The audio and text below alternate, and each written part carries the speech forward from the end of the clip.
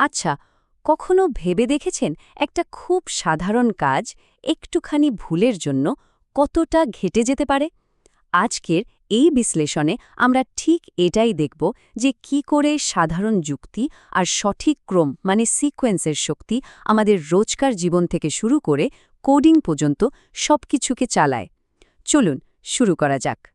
সহজ শিক্ষাতে আপনাদের সবাইকে স্বাগত, যেখানে আমরা এই ধরনের জটিল বিষয়গুলোকেই একদম সহজ করে বোঝার চেষ্টা করে থাকি। তো হলো জেসন, একজন দারুণ খেলোয়াড় যে কিনা তার অসাধারণ পারফরম্যান্সের জন্য একটা স্কলারশিপও জিতে গেছে। কিন্তু মুশকিল হলো টাকাটা পেতে হলে ওর একটা ব্যাংক অ্যাকাউন্ট লাগবে, আর এখানেই গল্পের শুরু। চলুন তাহলে দেখি জেসিনের সাথে ব্যাংকে ঠিক কি এমন হয়েছিল। একটা সাধারণ ব্যাংক অ্যাকাউন্ট খুলতে গিয়ে ও এমন একটা সমস্যায় পড়ল যা থেকে আমাদের সবার অনেক কিছু শেখার আছে। ব্যাংকের কর্মচারী জেসনকে এই 5টা সহজ ধাপ পরপর করতে বলেছিলেন। দেখে তো বেশ সোজাসাপটাই মনে হচ্ছে, তাই না? ফর্ম নাও, ফিল আপ করো, সই করো, আইডি কার্ডের কপি দাও আর টাকা দিয়ে জমা দিয়ে দাও। এর মধ্যে আর এমন কি আছে? কিন্তু মজার ব্যাপার হলো, জেসন যখন সব কাজ শেষ করে ফর্মটা জমা দিতে গেল, তখন ওখানকার ক্লার্ক বললেন যে তার অ্যাকাউন্ট খোলা যাবে না। সবকিছু তো ঠিকই আছে মনে হচ্ছে, তাহলে ভুলটা ঠিক কোথায় হলো একটু ভাবুন তো। আসলে উত্তরটা ওই নির্দেশগুলোর মধ্যেই লুকিয়েছিল। জেসন যখন একটু মন দিয়ে আবার ধাপগুলো দেখল, তখনই ও নিজের ভুলটা ধরতে পারল। হ্যাঁ, ও 3 নম্বর ধাপটা মানে ফর্মে সই করতেই ভুলে গিয়েছিল। ভাবুন, এই একটা ছোট্ট ভুলের জন্য ওর পুরো কাজটাই আটকে গেল। আর এখান থেকেই কিন্তু আমাদের আজকের মূল শিক্ষাটা শুরু হচ্ছে। আর এটাই হলো আসল কথা, যে কোনো কাজ সফলভাবে শেষ করতে হলে নির্দেশগুলো শুধু সঠিক হলেই হবে না, সেগুলোকে ঠিকঠাক সিকোয়েন্স বা পর্যায়ক্রমে সাজানো কিন্তু ততটাই জরুরি। জেসনের গল্পটা এর একটা দারুণ উদাহরণ, তাই না? তাহলে যে কোনো কাজ করার জন্য এই 4টে ধাপ মাথায় রাখা খুব দরকার। মানে প্রথমে আমাদের লক্ষ্য ঠিক করতে হবে, তারপর সেই অনুযায়ী নির্দেশগুলো কি হবে তা ভাবতে হবে, এরপর সেগুলোকে ঠিকমতো সাজাতে হবে, আর সবশেষে ফলাফলটা একবার মিলিয়ে দেখতে হবে। এই পদ্ধতিটা কিন্তু সব ক্ষেত্রেই কাজ করে। আচ্ছা, চলুন এবার এই একই যুক্তি আমরা খুব সাধারণ একটা কাজে লাগিয়ে দেখি। ভাবুন তো, একটা রেডিও চালানোর জন্য সঠিক ধাপগুলো কি হতে পারে। একটা রেডিও চালানোর যৌক্তিক ক্রমটা কিন্তু অনেকটা এরকমই হবে। আগে পাওয়ার অন করতে হবে, তারপর এফএম বা এএম ব্যান্ডটা সিলেক্ট করতে হবে, এরপর নব ঘুরিয়ে স্টেশনটা ধরতে হবে, আর সব শেষে নিজের পছন্দ মতো ভলিউম ঠিক করতে হবে।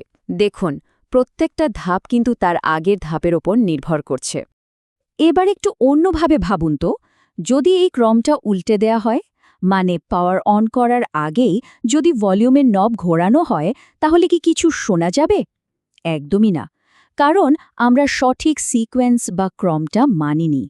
এখানেই সিকোয়েন্সের আসল খেলা। চলুন এবার এই আইডিয়াটাকে আরও এক ধাপ এগিয়ে নিয়ে যাই, সোজা প্রোগ্রামিংয়ের দুনিয়ায়। আমরা দেখব কি করে নির্দেশের সঠিক ক্রম ব্যবহার করে একটা অ্যানিমেটেড বিড়ালকে তার বাড়ি পর্যন্ত পৌঁছে দেওয়া যায়। তো আমাদের এবারের চ্যালেঞ্জ হল টুয়েরলি নামের এই বিড়ালটাকে তার বাড়িতে পৌঁছাতে সাহায্য করা, আর এর জন্য ওকে কিছু পরপর নির্দেশ দিতে হবে।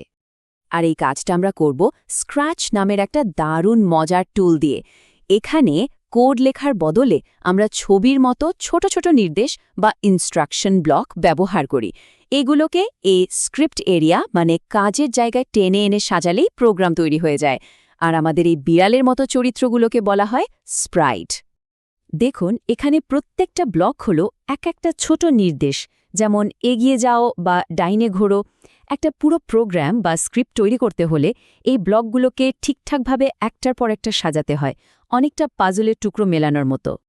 আর যখন এই নির্দেশগুলোর ক্রম বা সিকোয়েন্স একদম নিখুঁত হয়, তখন ফলাফলটাও হয় চমৎকার।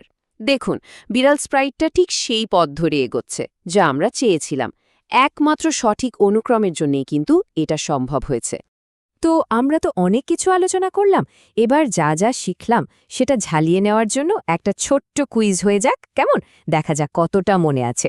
প্রথম প্রশ্ন, স্ক্র্যাচ ব্যবহার করে কাল্পনিক চরিত্র দিয়ে অ্যানিমেটেড গল্প বানানো যায়? এটা কি সত্যি না মিথ্যে? দ্বিতীয় প্রশ্ন হল, স্ক্র্যাচ উইন্ডোতে প্রত্যেকটা অবজেক্ট বা বস্তুকে স্প্রাইট বলা হয়, এটা কি ঠিক?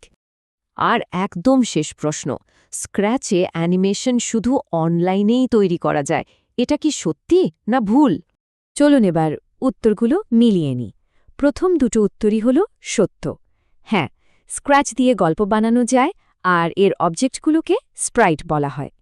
কিন্তু ৩ নম্বরটা হল মিথ্যা, কারণ স্ক্র্যাচ অনলাইন বা অফলাইন দুটোতেই ব্যবহার করা যায়। আশা করি সবার উত্তরই সঠিক হয়েছে। তাহলে আজকের এই আলোচনা থেকে মূল কথাটা হলো, কাজটা ব্যাঙ্ক অ্যাকাউন্ট খোলার মতোই সাধারণ হোক বা একটা গেম কোডিং করার মতো জটিল, সাফল্যের চাবিকাঠি কিন্তু নির্দেশের সঠিক অনুক্রম বা সিকোয়েন্সের মধ্যেই লুকিয়ে থাকে। এই নিয়মটা সব জায়গায় সব কাজেই খাটে। আজকের মতো এখানেই শেষ করছি। আরও নতুন কিছু শেখার জন্য আমাদের চ্যানেল সহজ শিক্ষাকে অবশ্যই সাবস্ক্রাইব করুন। ধন্যবাদ।